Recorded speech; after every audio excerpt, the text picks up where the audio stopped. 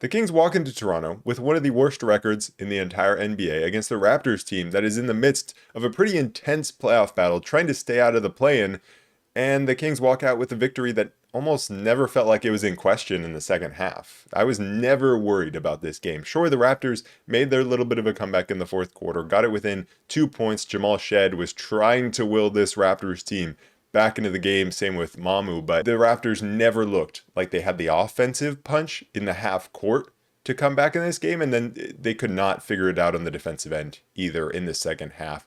And it was so odd to me because DeMar DeRozan, the Raptors had the perfect game plan against DeMar, which is what we've seen throughout the second half of this season, is teams find a lot of success against the Kings when they throw numbers at DeMar, and they don't let DeMar get it going. And DeMar, he had 2 points in the first half. He had 0 field goals made.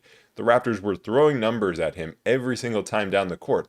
And sure, the Kings were able to come out of the second half or the first half with a lead, largely thanks to Precious Achiuwa and his offensive rebounding, but it really surprised me that the Raptors pivoted out of the strategy of throwing numbers at DeMar DeRozan. And I think it was a little bit of an overreaction to them being down at halftime because sure, the Precious Achiuwa went crazy in the first half, but if I was the Raptors, I would have said make him do that again, especially down the stretch in the fourth quarter when it becomes more of a half-court heavy game. But for some reason, the Raptors stopped doubling DeMar DeRozan. They stopped throwing numbers at him, and DeMar was drawing foul after foul after foul. Every time the Raptors would make a little bit of a push, DeMar DeRozan would draw a foul, and he would draw a foul on a three-pointer. RJ Barrett would do something stupid. Scotty Barnes would do something stupid. And DeMar, after 2 points and 0 field goals in the first half, he came out of this game with 28 points, 12 for 12 from the free throw line, and he put this game away in the fourth quarter. There were just some odd moments, like at the very end of the fourth quarter, the Raptors doubling off of DeMar DeRozan to double Malik Monk all the way at half court, and DeMar's wide open in the corner. 4-3 splashes that home, and that was pretty much the game. It was really weird to me that the Raptors were sitting Brandon Ingram in this game. Obviously, I know that the health matters for Brandon Ingram going into a postseason, but doesn't it matter more that you avoid the play-in game? The Raptors are right on the cusp of that 6 or 7 spot, so they might get forced into a play-in. Like, don't you want to make sure you win a game against one of the worst teams in the league and play Brandon Ingram? And they sat him maybe because they thought that they could just win this game anyways. And the Kings should probably have felt disrespected by that, and probably did feel disrespected by that.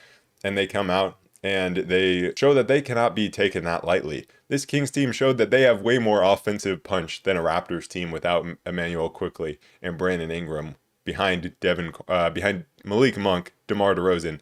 Devin Carter was pretty solid in the first half, and then Precious Achiuwa with 28 points and 19 rebounds, 11 of those offensive rebounds, dominating the offensive glass. It was a DeMar DeRozan revenge game in that second half, and it was a Precious Achiuwa revenge game. Both of these guys playing against their former teams, and both of them dropping 28 points. And the Kings were able to put up 123 points with relative ease. This is a Raptors team that is supposed to hang their hat on the defensive end.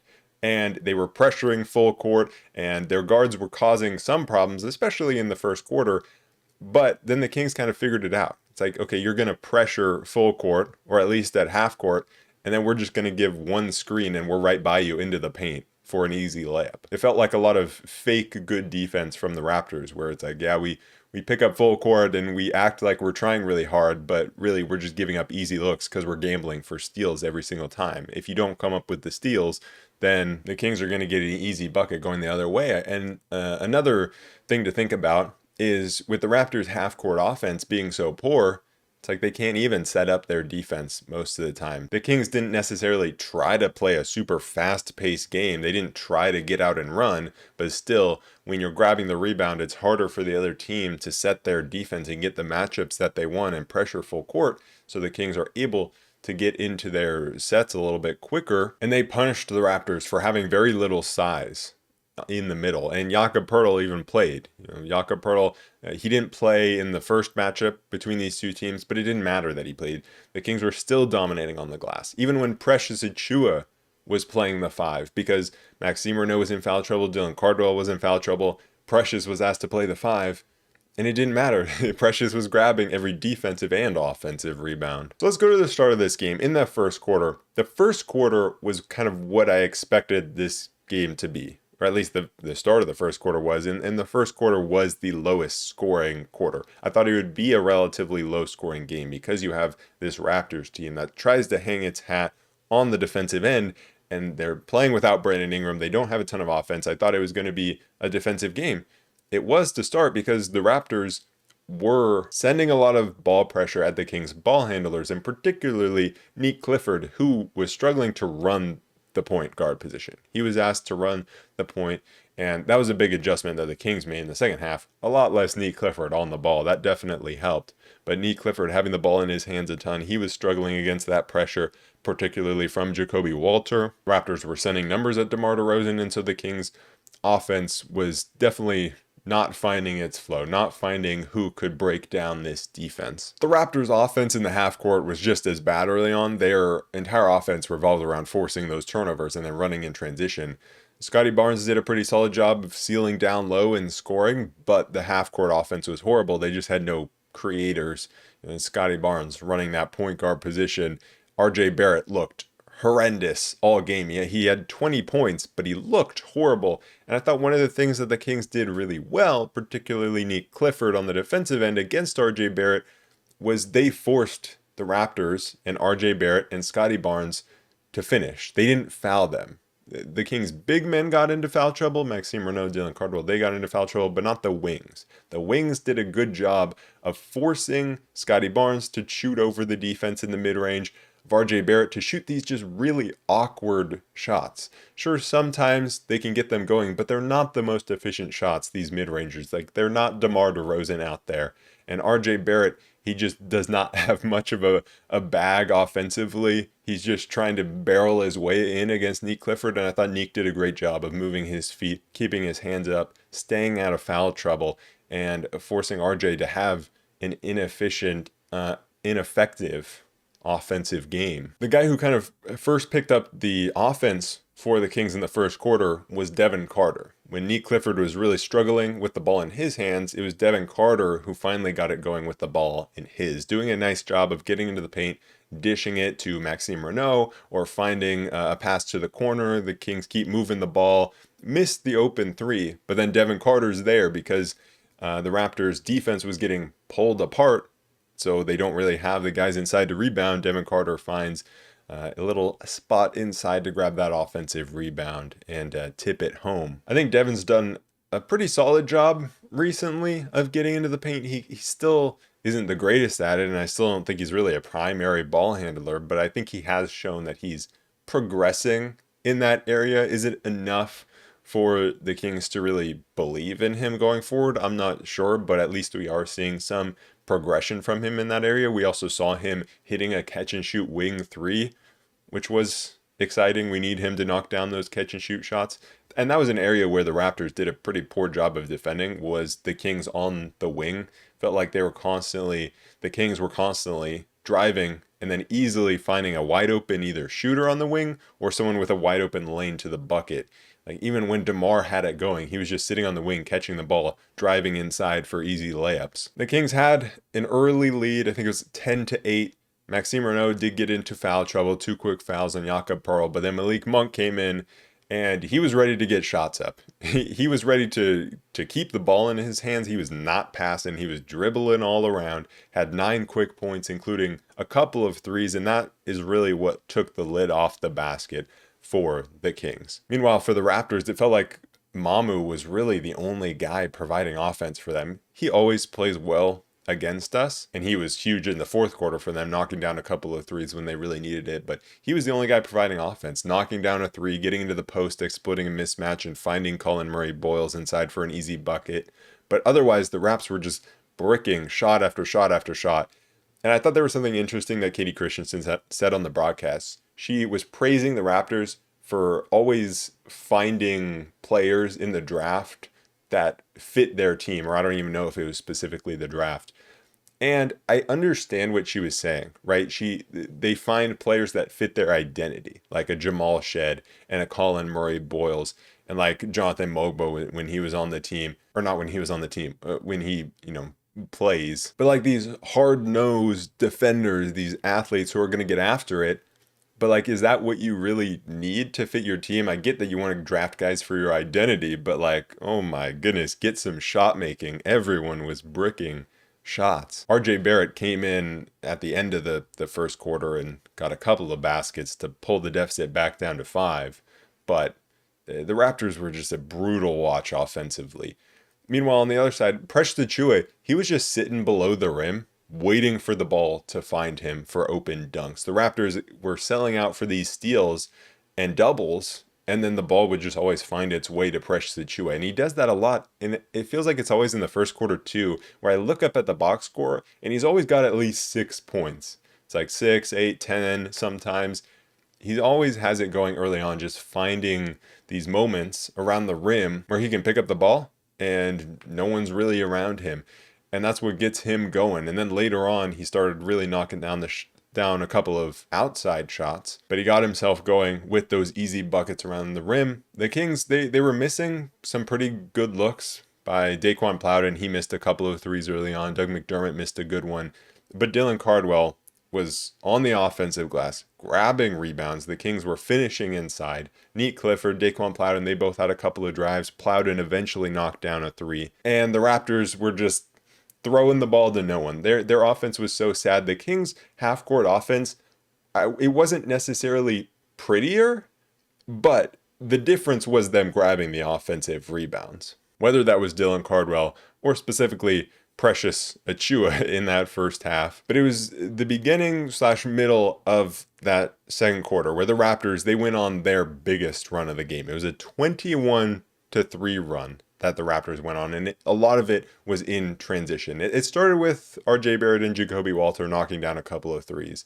But then it was turnovers, Nique Clifford turning the ball over in the backcourt, and the Raptors getting an easy dunk. Them just finding these opportunities for wide open dunks by getting downhill. Maxime Renaud picked up his 3rd foul. Dylan Cardwell picked up his 3rd foul. The Raptors were running all over the Kings. And it was one of those moments where it's like, okay, might be just how the rest of the game is going to go. The Raptors have finally picked it up. They finally found themselves in this game. Now the Kings are on the back foot. The Raptors have an 8-point lead. And I'm not sure that the Kings are going to be able to get back into this game. But then they immediately responded with a 7-0 run. It was DeMar to Dylan Cardwell for the alley-oop. It was Devin Carter bringing the ball up instead of Nique Clifford. And that's when the Raptors, they had success, was when Nique Clifford was bringing the ball up and really pressuring him. But the Kings finally got Nique Clifford off of the ball, put the ball in Devin Carter's hands, where things were much better. He was able to handle the pressure and get by the pressure much better than Nique Clifford was. And then Nique was able to sit on the wing, catch the ball, drive to the hoop, and finish. He looked so much more comfortable off the ball. Precious Achiuwa knocked down a corner 3 with no hesitation. So he got himself going inside, then was knocking down the outside shot. And the Kings responded to that 21-3 run by the Raptors with a 7-0 run and an 18-3 run. So a 21-3 run responded with an 18-3 run. And this was really when Precious Achiuwa just started to take over this game. There was one moment where he posted up Scotty Barnes and just like one dribble, put him under the basket and dunked right on his head. I mean, that was a weight room poster. That was such a fun moment. And Precious, he was battling on the defensive glass because he was playing the 5 with both of our 5s in foul trouble. And I've said before that Precious is a solid situational small ball 5. And he was showing it. Jakob Poeltl could not grab an offensive rebound against him. And there were some moments where he had opportunities, but Precious would always come down with these big, like, one-handed rebounds. It was really impressive. He had 18 points and 15 rebounds in the first half. The Kings overall, 14-3 in offensive rebounds, 20-4 in second chance points.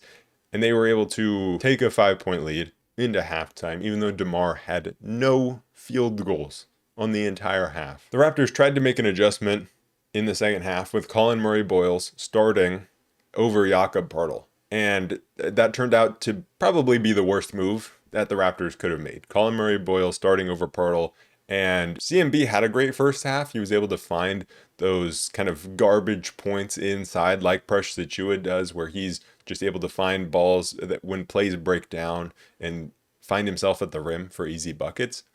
And he was the second leading scorer in the first half. But DeMar, he was drawing fouls. He drew one on Jacoby Walter and two on Colin Murray Boyles, and CMB went straight to the bench. And they bring in Sandro Mamukelashvili.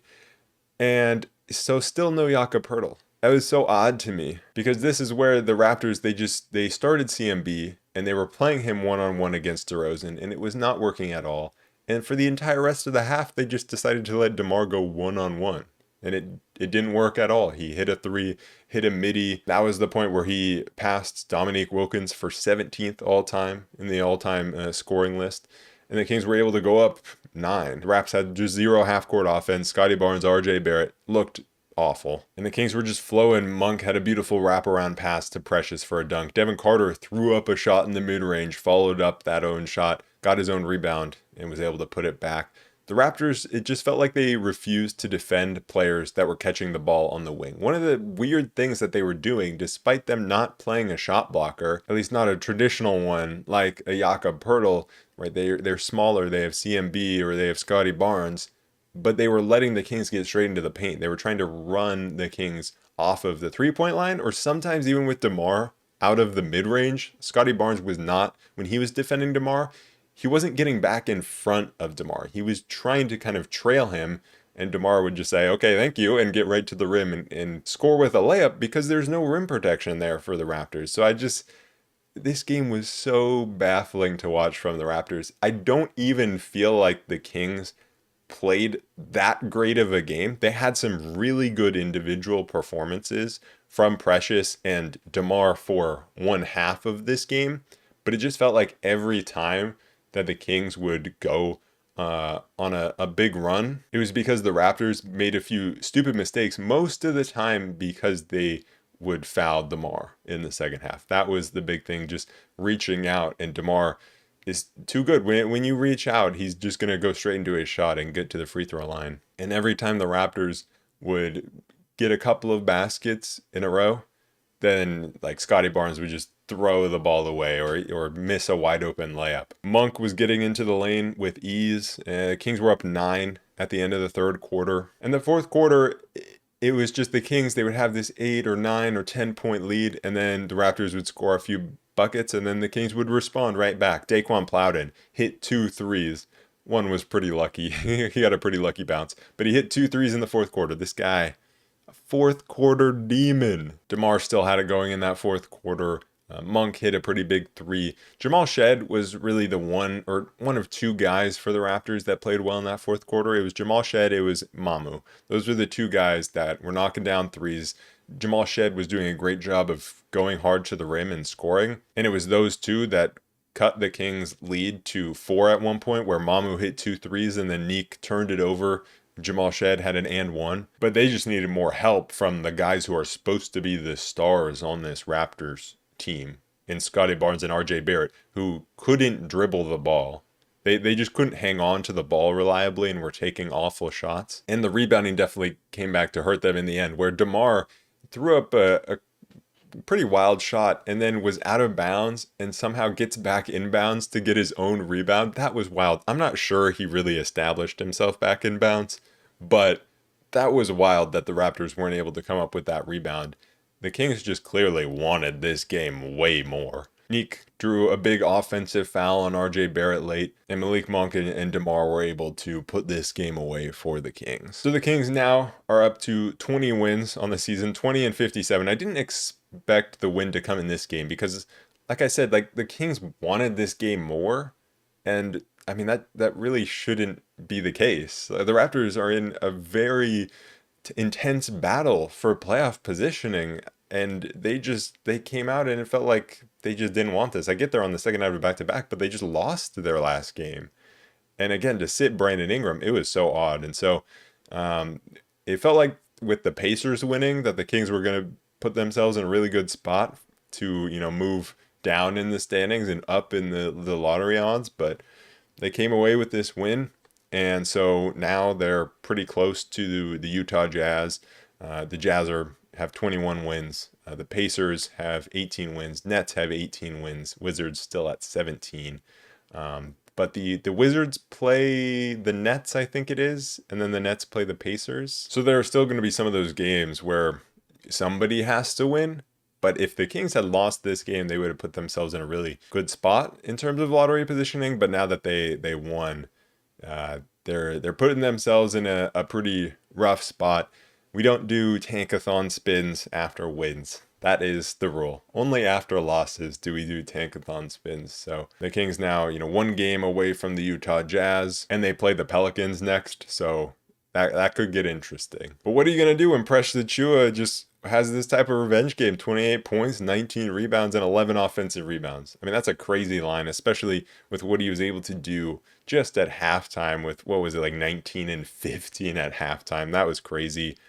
And he had to do that because Max was in foul trouble all night, only played 23 minutes, and Cardwell was in foul trouble, only played 14 minutes. So we needed our other big guy, our only other big guy, to step up, and he did. The other guys who were good, Malik Monk with 18 points, Plowden with 11, those two big threes in the fourth, DeMar obviously with the 28 points, and then Devin Carter, I thought he was solid with his 13 5 rebounds, 3 assists. Nique was good on the defensive end, but definitely struggled with handling the ball. Looked much better when he was able to play off the ball offensively. So like I mentioned, the Kings' next game is against the New Orleans Pelicans on Friday.